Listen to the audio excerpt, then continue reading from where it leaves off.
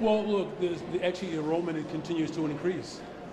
We've actually seen our system stabilize, and there's no disagreement that the city of Chicago, through the good work of State Representative Leader Will Davis, that have shifted this funding formula to respond equitably, what the city of Chicago deserves as a result of that piece of legislation is something that I'm committed to pushing for. And I know that we have partners here who understand the value of funding our public education system. Yeah, we'll follow up. Next person. The goal was to come here and try to get in place to get some money, a lot of money. What's the real goal? Well, look, it's a couple. One, we have to continue to make sure that the state of Illinois is doing right by the economic engine of the state of Illinois, which is the city of Chicago. But it's also to continue to build relationships. Look, the opportunity that we have in this moment as a state to really build a type of operation that speaks to equity and justice, this is a unique chance for us to do that. So it's a level setting, it's making sure that we're building on relationships, but it's also clear that in order for the state of Illinois to be the great state that it is, that the city of Chicago has to have its fair share of resources. What kind of reception did you get from the folks you met with? Yeah, it was very positive. I mean, look, I've spoken with the governor, with leadership in both parties, and they recognize the value of the city of Chicago. And I understand the full context of the state of Illinois to build a budget that's centered around our values that's balanced. And people appreciate the work that we are doing collectively to do just that, for not just for the city of Chicago, but the entire state. Hi, the House Bill 303 was selected passed out of Senate Executive a unanimous vote. Did you talk to Senate President Harmon about possibly trying to amend that, and how so? Yeah, we've had conversations, and those amendments are being assessed and analyzed now, and those conversations are ongoing. Look, here's what we ultimately want. We want an equitable school district that speaks to the needs of the people of the city of Chicago. That's what the people of Chicago elected me to do, is to speak on their behalf. And as these amendments continue to be assessed, we're going to create more space for these conversations so that we ultimately get to the goal that we want, which is an equitable school district. And did you consider that to be a snub at all, passing that bill unanimously while you were in the building? Well, again, there's a process, that the General Assembly goes through. I understand that process, and we're going to stick to that process. Any specific asks for infrastructure for the Bears Stadium? Well, those conversations are ongoing with the Bears, with the General Assembly. Everyone knows that we have a structural dynamic that is problematic. You have a 100-year-old building that has millions of dollars in debt, and so you have this asset that is not getting the full benefit for the people of the state of Illinois. And as the Bears continue to have these conversations with leadership as well as the rank and file members, that's the case that they will have to make, but understanding that we have a structural damaged situation that really needs a solution. And that's what this is about, providing solutions to a problem that, like everything else, I've inherited. Is there, as part of your discussions, I know there's a lot of budget constraints this year, the state has been also focusing on funding the migrant crisis going on in Chicago. Is that part of your ask today? Well, the state of Illinois has been a strong partner in this mission. As everyone knows, you have the federal government that has not lended its support across the country, particularly because you have the former president of this country has directed his party not to do anything of substance. And then, of course, you have the governor of Texas who has decided to take his frustrations out on the rest of the country. Working with the state of Illinois has been a real partnership. The conversation around the additional resources that are needed to sustain this mission, of course we're having those conversations, and we're encouraging all of our partners in the state of Illinois to ensure that we can respond to this mission while at the same time challenging the federal government to do its part. Do you, Mayor, do you support consolidating CTA with Metro, PACE, and RTA per the bill that's now in Springfield? And if not, do you support any kind of reform of governance, of transit? Well, what we do need is we actually have to have a transportation system that works for the entire state of Illinois. Obviously, the city of Chicago is the economic hub and engine for the state.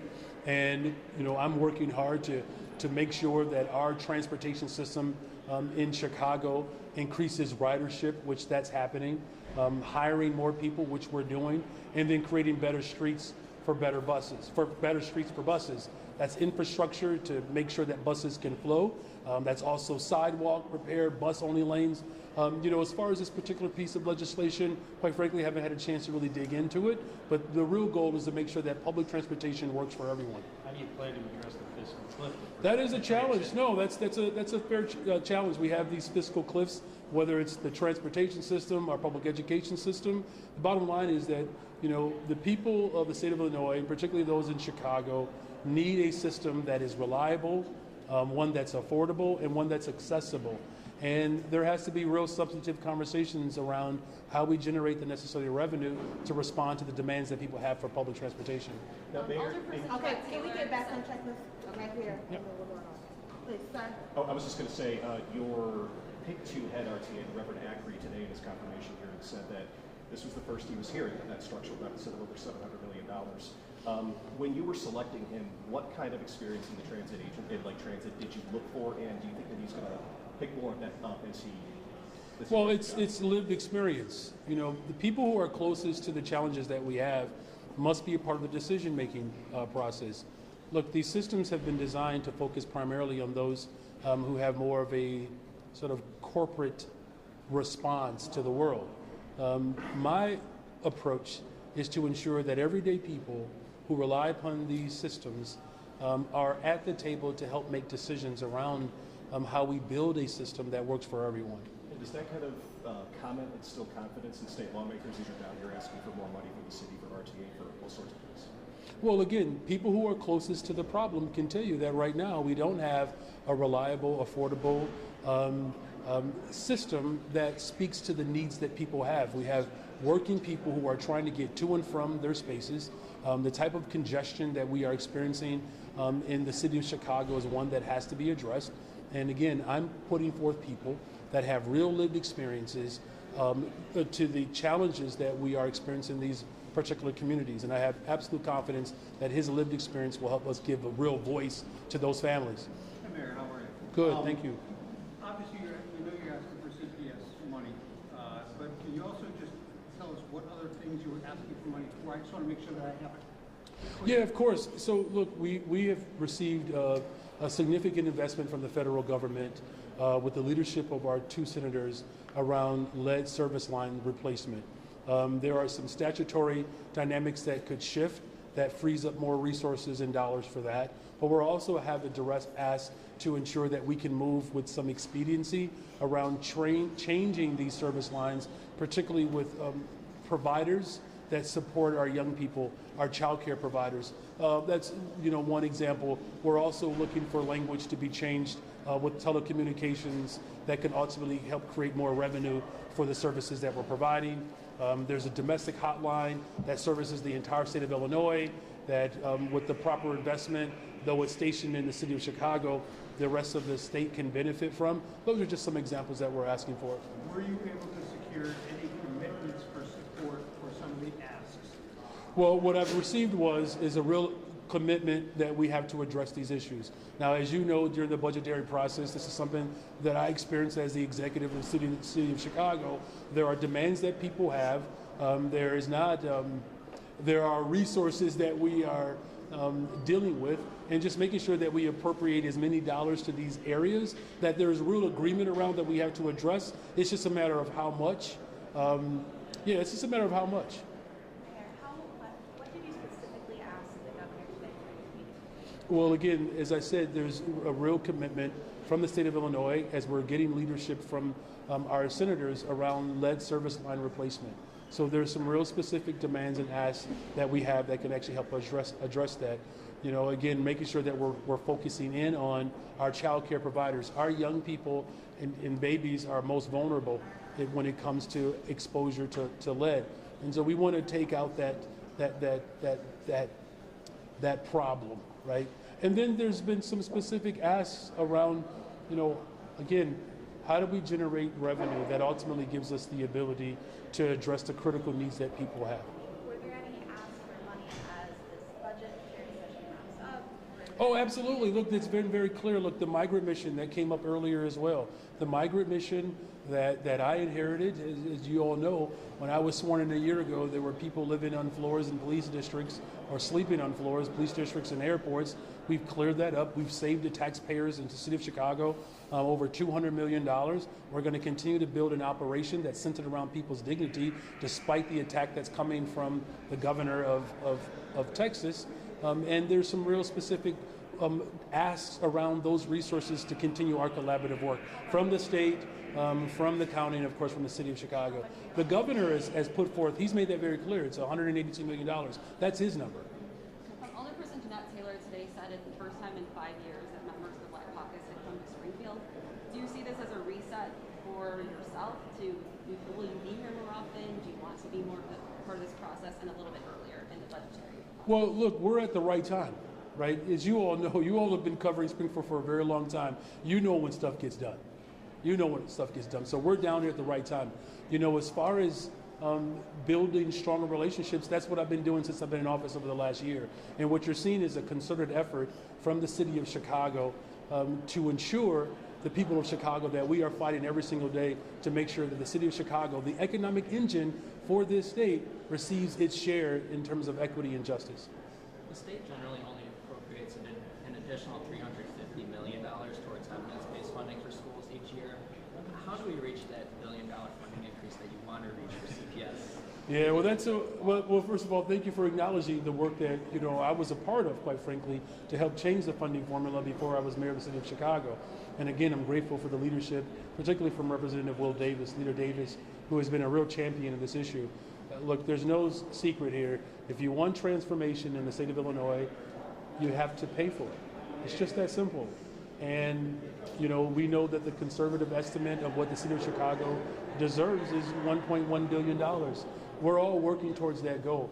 As far as the specifics around how we generate revenue to ensure that, again, that's an ongoing conversation. There are a plethora of ideas out there about how we can generate revenue for the state of Illinois, but we have to get it right if we're really committed to building a public accommodation system that we all can be proud of. Can you live with doing that over time under the current process? Well, look, we didn't get here overnight, right? So that's a fair question. I mean, we're talking about decades of disinvestment. The defunding of our public education system, has been a rotten approach. Look, I've made this very clear. I've been here for a year. I'm looking forward to the next 23 years of service, and the challenges that I inherited over decades. This is something that we have to right to ship. And look, within the first year, you're already seeing transformation towards that. So, thank you. Hi, Mayor. Welcome back to Springfield. Thank you. Hundreds of school districts across the state are funded at rates less than CPS. With that ask for more resources, are you saying that CPS should essentially jump the line from versus other districts across the state that also? No, I'm not saying that. I'm saying that the state of Illinois has a funding formula that we all fought to ensure that there's equity. Look, this is not a zero-sum game. There's more than enough for everyone. This is about equity. And so what the students need in Cairo or Tams, Illinois, or Waukegan, or East St. Louis, or Rockford, those students need that in Chicago as well. This is an opportunity for us to do right by the people of Illinois. Chicago being obviously the economic engine of the state, but this is not about a line. This is not about a line. This is not about what you get and what you don't get. This is about what we all deserve. Have you had conversations with some of the legislators in those regions about maybe creating alliances, trying to fight? Well, there are alliances. Look, we passed the funding formula, right? That was a joint effort, right? So there's already alignment there. Now it's just a matter of creating the infrastructure with revenue so that no child loses in the state of Illinois. And as someone who is a public school teacher, a former public school teacher, and an organizer, the first mayor in the history of Chicago, as far as we know, that actually sends their children to public schools, I'm a parent. I'm a former teacher. So I know what teachers deal with every single day. I know what parents deal with every single day when class sizes are too big or programs are being cut. You have a strong advocate in the mayor of the city of Chicago fighting for every single child in the city of Chicago, but also recognizing that the kids in Tams, Illinois, Waukegan, Rockford, Peoria, East St. Louis, wherever you are, you deserve equity and justice like every other person. Thank you all very much. Thanks, Mayor. You're welcome. Ma'am, that was nicely done.